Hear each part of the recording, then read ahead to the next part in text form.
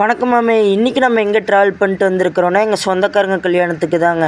சரி, மெனுவே இவ்வளோ பெருசாக இருக்குது, உள்ள டேஸ்ட் எப்படி இருக்குன்னு போனால் தான் தெரியுது. பைனாப்பிள் ரோலு, கருப்பட்டி அல்வா, கட்லெட்டு, அது கூட டொமேட்டோ சாஸு, பேபிகார்ன் மஞ்சூரியன்னு வச்சாங்க.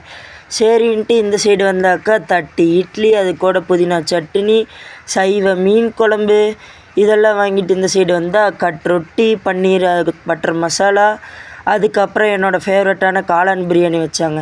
இதெல்லாம் அடித்து நாக் அவுட் பண்ணிட்டு இந்த சைடு வந்து ஆப்பம், அதோட பேரான தேங்காய் பால் வச்சாங்க. இந்த டிஷ்ஷு தாங்க அல்டிமேட்டாக இருந்தது.